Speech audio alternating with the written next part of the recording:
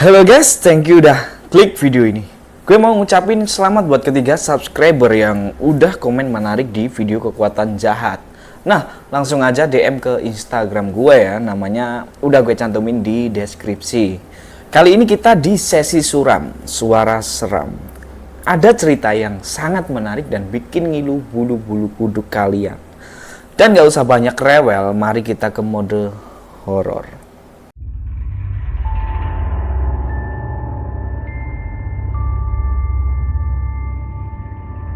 Cerita suram kali ini datang dari keluarga di Surabaya yang mengalami teror pocong. Kejadian mengerikan tersebut terjadi pada 2003 silam di sebuah rumah yang beralokasi daerah Rangkut Lor Gang 4A. Rumah tersebut dihuni keluarga besar yang terdiri dari 4 kepala keluarga. Kisah tersebut dibagikan melalui Twitter Naik Sub dalam sebuah thread panjang. Ia mengaku saat itu usianya masih anak-anak dan masih duduk di bangku taman kanak-kanak atau TK besar. Ia masih ingat betul kejadian horor itu pertama kali muncul saat malam Jumat Legi. Nah, malam itu ia tengah mencari-cari sesuatu yang bisa dimakan dari dalam kulkas. Tiba-tiba, gorden yang berada di sampingnya gerak-gerak sendiri. Hal yang sama pun terjadi pada gorden. Kemudian sesaat kemudian aroma busuk menyeruak yang entah dari mana sumbernya.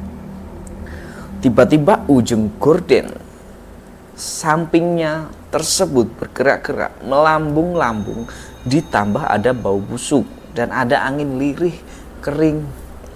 Begitu rasanya. Meski usianya masih anak-anak, rupanya ia cukup berani lantaran penasaran. Kemudian ia memberanikan diri membuka gorden yang berada di sampingnya. Dan sesaat kemudian ia dibuat penampakan pocong di kaca. Wajahnya hitam dan kosong, tak ada mata hidung atau mulut. Dan kemudian membuatnya benar-benar merinding. Dan bocah tersebut kemudian berjalan menjauh mulutnya dan tercekat, alih-alih berteriak. Sepatah kata pun tak keluar. Kemudian ia balik badan dan jalan menuju kamar sang nenek yang mengalami masalah penglihatan akibat stroke. Bukannya aman, teror kembali berlanjut. Bahkan di dalam kamar tersebut, ia melihat pocong dengan lebih jelas. Tentu penampakannya lebih mengerikan. Badannya lebih besar dengan tengkorak tanpa bola. Kemudian bahkan sosok tersebut mengeluarkan suara mengeram yang menambah kesan mengerikan. Dan yang anehnya sob, dia bilang, aku gak pernah nangis kalau lihat hal begitu. Baru pas denger suaranya tiba-tiba langsung takut banget. Aku nangis kencang-kencangnya. Bangunlah nenek dan beberapa orang rumah termasuk mamiku, kata anak tersebut. Nah, setelah beberapa orang datang, sosok pocong tersebut menghilang lembut dan perlahan seperti kepulan asap. Ia kemudian menceritakan pengalaman tersebut kepada anggota keluarganya. Ia kemudian digendong sang ibu ke kamar. Namun sebelum itu, bocah tersebut ditemani om dan tante. Kemudian mencoba mengecek lokasi pertama pocong muncul. Setelah membuka gorden sebelumnya, rupanya sosok hantu tersebut masih terlihat di cermin. Hal tersebut membuat mereka kalang kabut, kecuali sang ibu.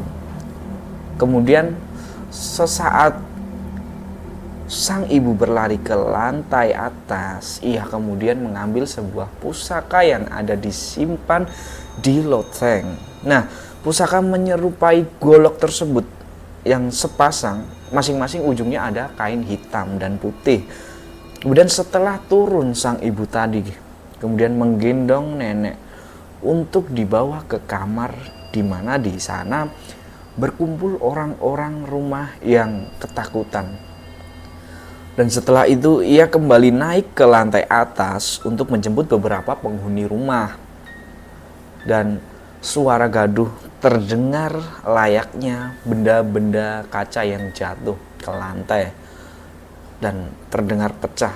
Disusul suara umpat-umpatan khas Surabaya yang keluar dari mulut sang ibu. Tak berselang lama sang ibu berhasil menjemput anggota keluarga yang lain untuk bergabung dengan lainnya. Dan di luar kamar hanya tinggal bocah laki-laki yang masih duduk di bangku TK bersama ibunya tadi. Setelah mendapatkan instruksi dari sang ibu, bocah tersebut membantu melepas semuanya. Dan gorden yang ada di rumahnya tadi, sang ibu juga memecahkan cermin-cermin dipan, mengenakan pedang pusaka yang dibawanya. Ia pun menyebar garam ke setiap sudut rumah. Dan ternyata pocongnya ngawang di atas televisi. Satunya lagi di depan pintu kamar om dan tante. Langsung disiram pakai garam oleh mami dan mereka hilang. Nah, dirasa sudah aman, kita langsung turun imbuhnya, kata ibu tersebut. Malam itu mereka benar-benar kacau sampai dini hari. Kendati demikian, teror pocong tersebut belum berhenti. Saat sang ibu dan bocah tersebut ke kamar membawakan minum untuk anggota keluarganya, rupanya sosok tersebut membuntuti di belakang.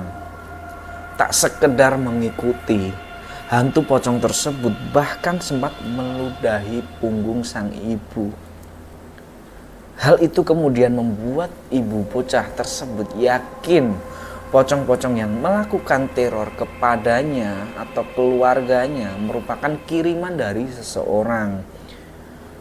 Mereka marah dengan cara nyipratin ludah. Dan kalau sampai ada pocong marah, artinya fix bahwa pocong ini nggak murni alias dikendalikan seseorang. Karena sejatinya mereka itu sebenarnya takut juga buat menampakkan diri, kata ibu tersebut. Dalam kondisi sedemikian itu, mereka yang berkumpul dalam satu ruang hanya bisa berdoa hingga akhirnya terdengar suara azan. Makhluk gaib itu tak lagi menampakkan aktivitas terornya. Sang ibu pun meminta anggota keluarga untuk segera mengambil air wudhu. Nah, sementara anggota keluarga yang Katolik mengambil rosario. Waktu berjalan seolah sangat lambat sekali, sampai akhirnya pagi yang dinanti pun datang. Satu keluarga besar itu kemudian sibuk dengan tugasnya masing-masing terkait teror yang terjadi semalaman. Dan ada yang melaporkan ke polisi, ke aparat desa, hingga ke dokter untuk memeriksa kondisi sang nenek.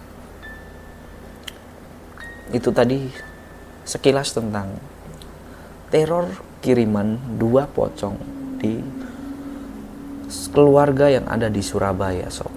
Nah, entah cuitan ini nyata atau tidak, namun fakta mengatakan bahwa ibu tersebut benar-benar bercerita sangat serius. Nah, oke, sekian video kali ini tentang suram atau suara seram. Bagi kalian yang suka tentang konten gua, kalian langsung aja bantu subscribe agar channel ini dapat berkembang. Oke, thank you, gue Sobirin. Salam kekuatan jahat.